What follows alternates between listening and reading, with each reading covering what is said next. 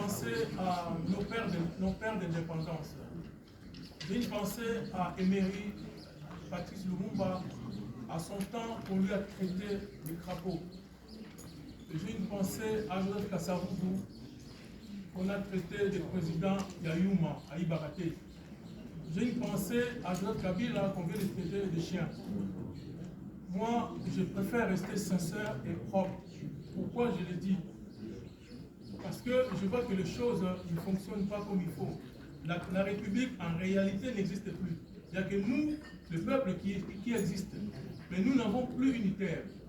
Et donc, j'ai une pensée à Jean-Marie Ouniga de l'ASP. J'ai une pensée à Corneille Nanga, Bertrand Bissimo, toutes les autorités de Goma. Pourquoi je le dis? Parce que moi, je viens aussi de Goma. Je vis la vérité. Je m'adresse ici à la diaspora congolaise, une diaspora qui a tant souffert dans tous les combats. Et cette fois-ci, cette diaspora, je pense qu'elle est consciente et elle pense maintenant qu'il faut qu'elle se prenne en charge pour pouvoir changer la classe politique, avoir une naissance de la nouvelle classe politique. C'est pour cela, ici, je dis merci et félicitations à nos frères combattants de front, des bataillons Front Populaire qui sont présents à cet endroit. L'année dernière, nous sommes partis à Goma pour pouvoir avancer ensemble avec mon frère Pichou de Diaspora Plus, L'Oriel, et les greffiers et tous les autres. Et nous sommes revenus dans la diaspora pour dire la vérité que nous avons dû comprendre de l'autre côté. Parce que tout ce qui s'était dit depuis 20 ans, c'était que Kabila Rwandais, là-bas à Goma c'est des Rwandais, ce sont des Rwandais. En tout cas, nous sommes partis tant que des leaders, des visionnaires pour aller dire la vérité. Nous étions comme des explorateurs pour aller voir. Et nous sommes partis, nous avons vu la vérité. Et nous sommes revenus dans la diaspora pour dénoncer les choses, pour dire ce qui se passe à l'Est. Sans oublier maman Marie Makarab qui est là à côté, qui a fait aussi du travail. Alors, c'est pour cela qu'en ce moment-là, je remercie tous les amis de l'ASP qui sont là. Chers compatriotes, mesdames et messieurs, permettez-moi tout d'abord de saluer chaleureusement votre présence à cette importante rencontre. À savoir l'amour viscéral envers notre pays, la RDC, nous oblige à être présents en tout lieu où l'on recherche des solutions pour le bien-être de notre peuple congolais. Voilà pourquoi je remercie vivement le camarade Franck Diongo, président du mouvement radical pour le changement, qui me fait l'honneur de m'exprimer devant cette assemblée. M. Franck Diongo est un révolutionnaire de premier ordre qui a pu braver toute forme de dérive dictatoriale dans notre pays. Ainsi connu la prison, la maintes reprises, sans oublier la barbarie infligée par la milice du pouvoir au nom des forces du progrès. Et ces forces du progrès, ils sont en train de maltraiter la population. Et nous devons nous lever tous pour pouvoir barrer la route à ceux qui veulent détruire notre pays. Nous sommes tous les Congolais. Dans un village, nous avons besoin des hommes pour se lever pour dire non. Et des femmes pour dire non à la dictature. C'est pour cela aussi ils ont pris en otage les pasteurs, les prêtres, dont les églises sont devenues les endroits de propagande du changement de la constitution d'où nous nous opposons. Et nous nous opposons aussi à la balkanisation de notre pays.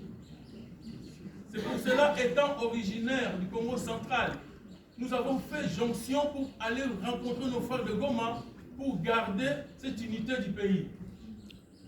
C'est avec profonde émotion et un sens de responsabilité que je prends la parole aujourd'hui. Notre pays traverse une période particulièrement difficile de son histoire, car l'immense territoire hérité de la colonisation, c'est-à-dire 2 345 410 000 km², ne sont plus réunis suite à la gestion calamiteuse du régime de M. Félix Tshisekedi. Face à cette situation, nous estimons qu'il est du devoir de chaque Congolais et de Congolais de contribuer à la recherche de solutions durables fondée sur l'intérêt général. Donc, la gravité de la crise actuelle exige de nous la lucidité, courage et le sens du dépassement de chacun de nous. Le Front des militants congolais considère que la politique doit demeurer un instrument au service du peuple. Gouverner ne peut pas avoir de sens que si l'action publique répond aux aspirations légitimes de la population, la sécurité, la justice, la paix, la dignité humaine, l'emploi, l'éducation, la santé et le développement. La situation de guerre à la partition du pays fait partie des subterfuges du régime de M. Félix Tshisekedi pour se maintenir au pouvoir. À noter depuis la prise de Bunagana par l'FCM 23 jusqu'à aujourd'hui. Les multiples appels au dialogue et différents accords pour mettre fin aux causes profondes liées à cette crise sont restés irrécevables par le régime de Tshisekedi. À savoir qu'en ce moment, tout est mis à l'œuvre pour changer la constitution afin de s'éterniser au pouvoir sans limitation des mandats.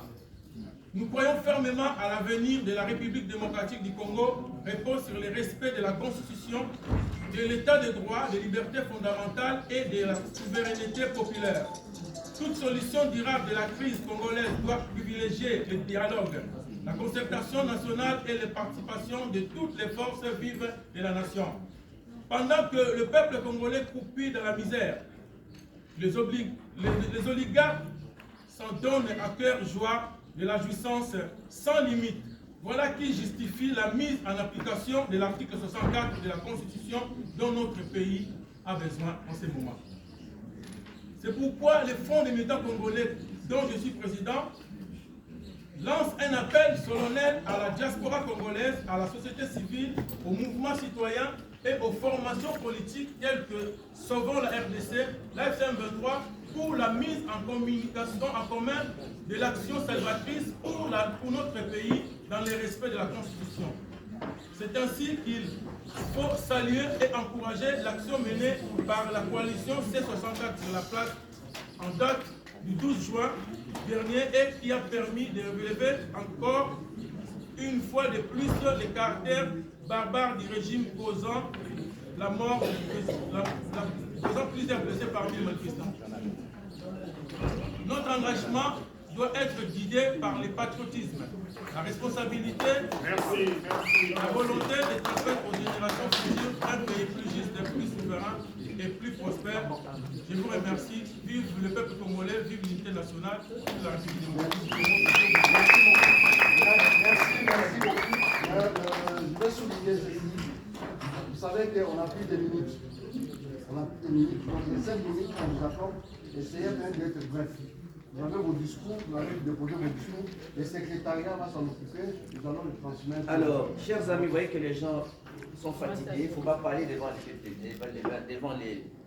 tables, les vides. Alors, on avait droit jusqu'à 20h. Nous avons un problème. D'abord, les temps des pauses café ne sont pas partis vers le monde de café. Parce que vous êtes le cavalier par donc, nous avons une petite partie qui nous reste, c'est-à-dire que maintenant, vous avez les résolutions, on ne saura plus les lire, il y a 57 résolutions. Donc, on va seulement, les profs va vous donner seulement l'économie de 3 résolutions et on va vous envoyer tous les textes parce qu'on n'a plus de temps. Hein? C'est montrer qu'on a beaucoup de temps. Donc, maintenant, pour ceux qui sont là, petit Chomongo va prendre d'abord 3 minutes, tu résumes, tu n'es pas jusqu'au. Maître, tu vas 3 minutes. Et puis le représentant des Allemands, là c'est 3 minutes. Il y a un niveau pratique, français et logique. Et puis maintenant, comme le ministre des Finances, mais les a dit, il y a ce que tu fais son mandat pour le français. Alors, il y a une pratique, les propositions, la légale. Pardon, avec beaucoup de respect, donc il y a aussi Mme Sandra qui doit... Alors, Mme Sandra, les deux alliés vous ont clôturé. 3 minutes. À où tu es à Londres, vous avez avion à l'élo. Vous avez la parole. Merci. Je vais me lever pour... tranquille. Merci le patriarche, mon oncle Franck Diongo, permettez-le-moi de le dire. Distingué camarades délégués. Je vais résumer parce que tout a été dit. On a passé une journée où les experts ont résumé sur la situation socio-économique et culturelle. Il est temps maintenant d'aboutir à des conclusions. Des conclusions qui vont nous permettre demain de se dire est-ce qu'on continue, qu'est-ce qu'on fait. Parce que là, pour l'instant, bien évidemment, il y aura les points essentiels qui vont être présentés en termes de conclusions. Mais moi, à ma manière en tout cas, j'avais une suggestion à faire que j'estimais nécessaire pour qu'on arrive à continuer cette dynamique d'action.